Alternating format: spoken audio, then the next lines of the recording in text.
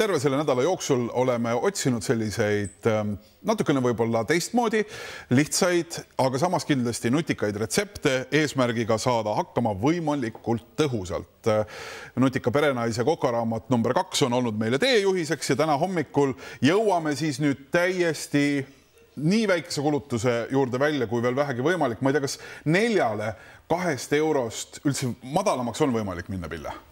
Ma usun küll, et on. Et kindlasti on võimalik veel soodsamalt kasutada odavamaid tooraineid. Ma usun küll, et on võimalik. Kindlasti liha siia sellisel juhul ei kuulu. Ei kuulu, see on selge, sest liha on tegelikult alati teatud ikkagi hinnast alates juba, eks, ja liha on kallis. Aga mulle väga meeldib, et sa oled teinud ikkagi konkreetse Exceli tabeli. Tähelepanu kõik Exceli sõbrad, kes tunnevad ennast just Exceli maailmas mugavalt. Vaadake nüüd, Pille, ole ja näita seda tabelit. Ja seekord 2 eurot ja nii see on. Koguste kaupa ja kilohindadega välja arvutades tuleb see siis siit ilusti kokku. Nüüd sa hoia seda paigal ja siis me seda näeme. Nii, see kaamera näitab. 1,96 on siis kokku see kulu. Ja no natukene peaks nüüd üle ka jääma, eks ju, kui on mingid asjad suuremas koguses ostetud. Näiteks kõrvitsad võib-olla poole kilo kaupa, aga ilmselt ikkagi ka saab. Siin on täpselt nüüd arvestatud see kogus, mis siia roa sisse läheb ja siia mahub natuke veel salateid ka juurde, et saaks nagu tervislikumalt. Aga nii see on, et ma panin seda tõestamaks, et me ei räägi siin tühja juttu. Just, nii, aga ole hea, mis see siis on, mis tuleb, mis valmib? Minul tuleb täna nuudli kõrvitsakotletid, ehk siis pastaroog vähel teisel moel kui tavaliselt, et ma panen siia nuudlite juurde röstitud kõrvitsa, juustu, kodujuustu ja muna.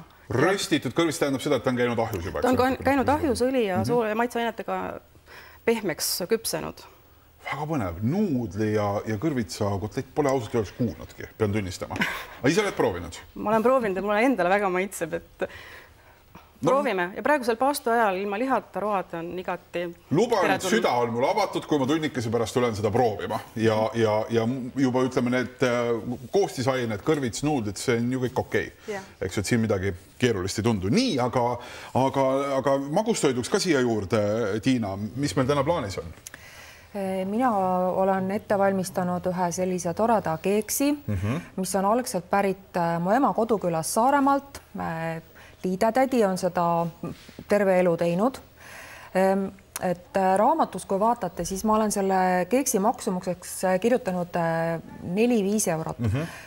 Ja tõepoolest, kui seda teha nagu tänapäevases võtmes, et kasutada ananassi ja neid kookoselbeid, siis ta nagu sellesse hinnaklassi lähebki. Aga kui teha nii, nagu tegi Liide, siis tema kasutas ananassi asemel õunamoosi, mis ta võttis oma keldri riiulist ja kaera või neid kookoselbeid loomulikult ka ei olnud seal maal olemas, aga oli tal kaerahelbed, mis ta ära röstis. Aga ma tean, et ta kindlasti pani sinna rosinaid, et neid ei olnud vanal ajal küll muidugi lihtne saada, aga kui oli siis... Rosina, üks plekkpurk rosinatega kusagil taga, ilmselt kõige kõrgemal Safereis ikka seal ikkagi leidis seda. Ilmselt jah, et toiti nagu paremateks päevadeks. Ja mis on nagu põhiosa sellel keeksil ongi muidugi porgand, riivitud porgand, ma olen siin selle valmis riivinud ja kõik siis koostisainet seal laua peale laiali laotanud, suhkur, kaneel, et tuleb ka täna selline hea aroom, nagu meil oli eile siin köögis. Ja küpsetuspulber, vanillisuhkur, jahu, õli, et selles keeksis ongi nagu või hapukoora asemel on õli. Mulle väga meeldib, et porgand alustab, porgand lõpetab. Esmaspäeval siin tegime koos Carrot Lightsiga täpselt samamoodi ühe väikse põnusa porgandikoogi. Need porgand, põline rikas Eesti juurikas on sellel nädalal 2 korda peategelane. Aga ütle nüüd ka, kuidas see niimoodi samm-sammult kiiresti kokku käib? Samm-sammult väga lihtne. Riivid porgandi ära ja siis juba kõik kaussi segad ära. Mahti korraga. No munad võiks muidugi lahti lüüa ennem, eks ole. Ja kõik kaussi segada ja vormi ja ahju. Et selles mõttes nagu väga lihtne perenaisele, et ta keerab selle praktiliselt, ma ei tea, 10 minutiga kokku ja ülejäänud aeg on juba ahjus ja muud tegevused. Pille, ole ja anna sina ka see kiire selgitus selle kohta, kuidas nuudel ja kõrvits omavahel kotletiks saavad. Põhimõtteliselt käib see sama lihtsalt, et küll see kõrvits tuleb kahvliga ära purustada, peenemaks nagu püreeks, panna siia juurde samamoodi munad lahti, lüüa ja lisada juust ja kodujuust ja maitseained ja tainas ongi valmis ja siis pannile. Kõlab tore. Nii, köögijutud ja meil on magustoit saanud ilusasti valmis ja porgandikeeks, jah? Kuidas sa seda nimetad? No ikka porgandikeeks ja mitte ainult, vaid liide porgandikeeks. Ja siia sisse käis, räägime sellega kiiresti ära. Siia sisse käis tegelikult lausa 12 asja, aga põhiline sellest on porgand.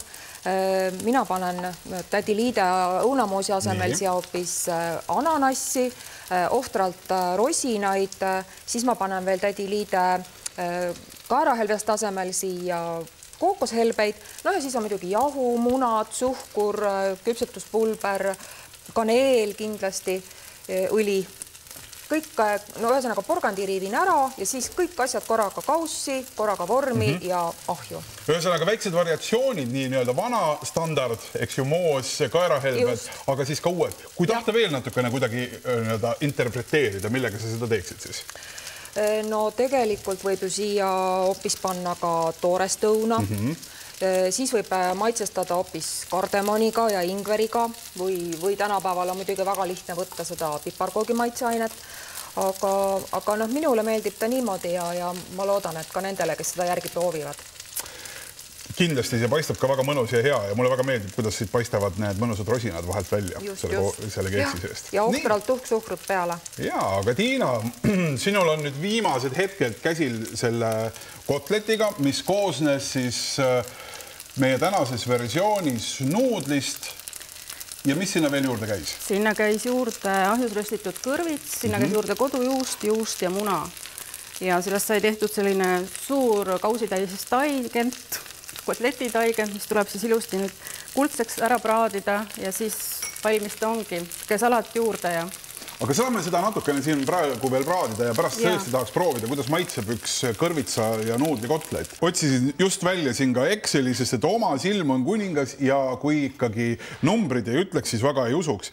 Tõesti, me proovisime sellel nädalal köögis ühe uue kokaraamatu abiga, nutika perenaise kokaraamatu abiga, hakkama saada õige väiksete summadega.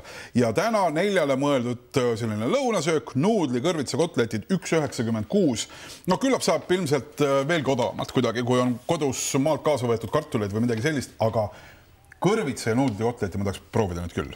Proovi, Urmas. Sai see valmis ilmselt, jah? No ta võib veel natukene krõbedamaks praadida ja peaks nagu kiiremalt praadima ja kuidas meeldib, eks. Ega me ei lase ka siin väga ju vaata praadida sulle. Jah, et selles see probleem oligi. Aga kui sina maitsed kõrvitsa ja nuudlikotleti, siis mina muuseas panustaks tegelikult keeksile, mis läheb lihtsalt üliilus välja. Ja see ka siis täna hommikuna. Aga tõesti, nutika perenaise kokaraamat 4 päeva. Oleme sellest juhindunud ja Pillele ja Tiinale suur tänu täna hommikul siin toimetamast. Kõik see on olnud väga isu äratav ja väga maitsev ja tõepoolest, kui need kalkulatsioonid on ka meie nii jõudnud, need rahanumbrid, siis no täitsa imestamisväärne. Väga, ma ütleksin niimoodi. Muidugi nuudline, aga mulle meeldib see juustumaitse ja see kõrvitsa maitse, mis selle sees on. See on tõesti huvitav. See on tõesti huvitav, nii et tasub kindlasti korraks järele proovida, kui on lust teha midagi teistmoodi ja selle juures veel rahaga kokku hoida. Aitäh teile. Just, aga kui on selline sombuneilm, siis ongi hea toas süüa teha ja süüa